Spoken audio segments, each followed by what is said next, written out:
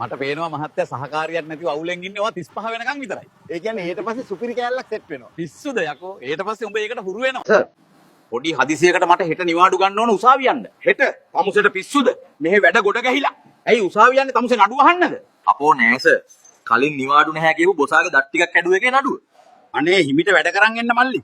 අඩුම තරමේ මාව රෑ කෑමකටවත් එක්ක යනවා මිනිහෝ. මම බැඳපු ගෑනු එක්ක එළියට යන්නේ නැහැ. මං තමුසේගේ ගෑණි මිනිහෝ. මම ප්‍රතිපත්ති වෙනස් කරන්නේ නැහැ.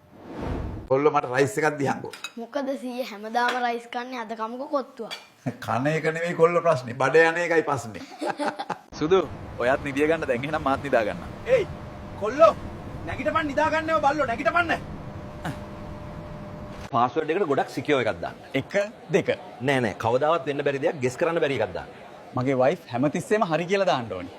මගේ කම්පියුටරෙන් දුමක් එනවා. IT එකෙන් කෙනෙක් වෙවන්න පුළුවන්ද? ලොකු දෙයක් නෑ. රීස්ටාර්ට් කරන්න වැඩ කරයි.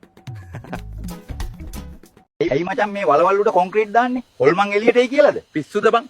ඔකුම් මැරුණට පස්සෙත් රැයට එළියට ගිහින් අරක්කු බීලා බිල් එක ගෙවන්න නැතු වෙනවා. ඒකයි වහන්නේ. පණ වෙනයි බයිලා වෙනයි. මට ආරංචි වුණා උඹලා මාව කැත විදියට මීම්ස් වලට ගන්නවා කියලා. පොඩි බයක්වත් පෙන්නපන් යකෝ මට. කොහොම මීම්ස් වලට ගත්තාම මං කොහොමද යකෝ රෙද්දක් ඇඳන් පාර යන්නේ? හිතන් ඉන්නේ මම හේමාල්ට බයයි කියලාද?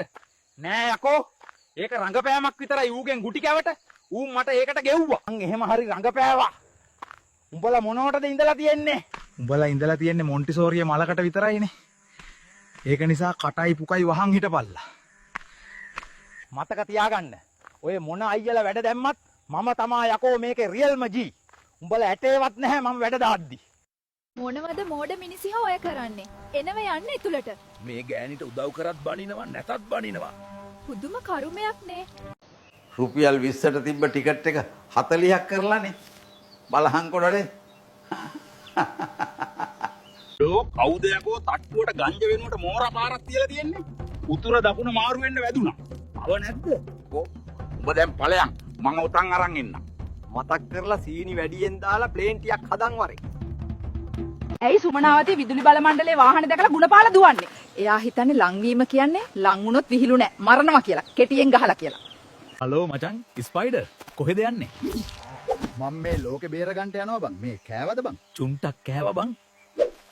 තමුසේ කොහෙද මේ හවස් වෙන්කට රින්ගන්නේ? දන්නවනේ නෝනා ටිකක් මේ. ආව් ආව් අඩියක් ගහන්න තමුසේට මේ ළමයි ඉන්නවා කියලා ගානක් තියෙන එකක්ද? ඔහෙට පිස්සුද මේක තාම පොඩිනේ. මිස් මගේ ගෑණි ආගියතක් නෑ මට එන්ට්‍රියක් දාගන්න ඕනේ. අනේ සර් මේක කච්චේරිය පොලිසිය තියෙන එහා පැත්තේ. අයියෝ තියෙන සතුටට මට යන එන තැනක් යා මෙලෝ 100ක් නෑ හුත්තියේ. අනේ බුදු මහත්තයෝ මගේ ඇස් දෙකම පේන්නේ නැහැ මට බඩින් ගිත්තක් ගන්න කීයක් හරි දෙන්න. ඉතින් මිනිස්සු උදේ කොළබදි කකුල කැඩිලා ඉඳපු එකාගේ කොහොමද පාන දුරට එද්දි ඇස් පොට්ට උනේ? ටීචර් ඇයි ළමයෝ? මම දෙයක් නිර්මාණය කළා. ඒකෙන් පුළුවන් බිත්තිය එහා පැත්තේ වෙන දෙයක් මේ පැත්තේ ඉඳන් බලන්න. දෙයියනේ බොහොම හොඳයි. මොකක්ද ඒක? හිලක් ටීචර්. මේ ගමුණු සීට් බෙල්ට් දාන් ඵලය බං උඹලා.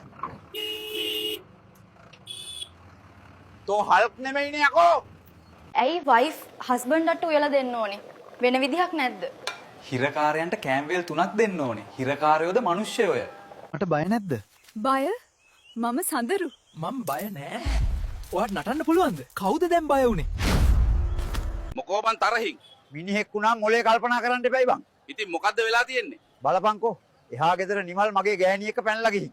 උඹලා දෙන්න මේ ටිකේ කට්ටි පැන්නනේ. ඉස්කෝලේ යන්නේ නැතුව. අන්න ලොකු සර් එනවා මේ පැත්තට. එහෙනම් ලොකු සර්ට නූල් බදින්න වෙයි. මම කිව්වේ සීයා මැරුණා කියලා. හරි වැඩේනේ මහත්තයෝ.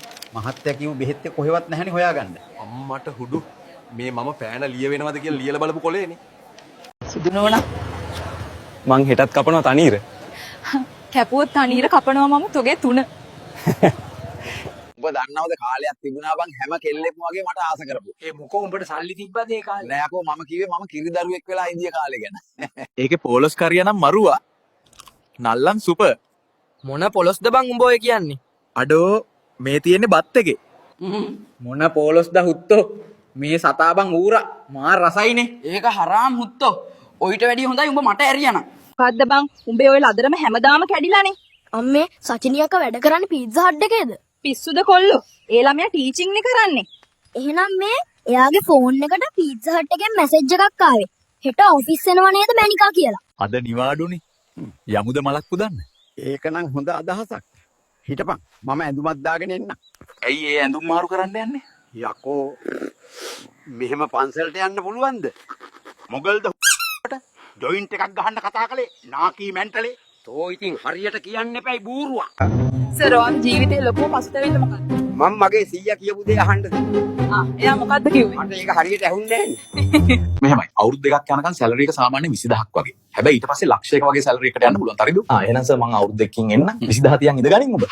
වතුරු වීදුරුවක් සහ අරක්කු වීදුරුවක් අරගෙන පණුවන් දෙදෙනෙකු ඒ වීදුරු දෙකට දැම්මම අරක්කු වීදුරුවට දාව පණුව විතරක් මැරෙනවා. ඒකෙන් අපිට මොකක්ද තේරුම් ගන්න පුළුවන්? ගොඩක් බුද්ධිමත් සහ ලේසි ප්‍රශ්නයක් සර්. සර් පැහැදිලි කරපු ආකාරයට මට දෙන්න පුළුවන් සාර්ථකම පිළිතුර තමයි අරක්කු බොන එක පණුව අමාරුවට හොඳයි කියන එක සර්. අයියා කොච්චරවත් කියනවා මේකේ වෛරස් පිරිල කියලා. මං ඉතින් හොදලා දැම්මා. පරේද්දයකෝ ගංජා වෙනුවට වේලිච්ච තනකොළ තිබ්බ එක. අනේ ස්වාමිනී මේක කාටත් අමාරු කාලයක් නේ. අනේ මිනිස්සු ડોක්ටර් තමුසෙට බොන එක නවත්තන්න කීපවතාවම කියලා තියෙනව නේද? තාමත් නැවැත්තුවේ නැහැ. ඔව්. මම නැවැත්තුවා නෝනා ඒ දොස්තරයා බලන්න යන්නේ ඒක. හරි දැන් මට කියනවා බලන්න. උඹ වාහනේ පදිනකොට එකපාරටම නාකි සීයෙකුයි ලස්සන කෙල්ලෙකුයි පාරට පැන්නොත් උඹ මොකද කරන්නේ? ගුනේ මම කෙලින්ම නාකියාව යට කරගෙන ගිහින් කෙල්ලව බේර ගන්නවා. කවුද දන්නේ? ඒ නාකි පඩත්තලයා වනචරයේද්ද කියලා. තෝ වගේ මෝඩ බූරුවෙක් ගහන්න ඕන බ්‍රේක් එක හරකෝ. තෝ නම් මෝඩ හුත්තෙක්.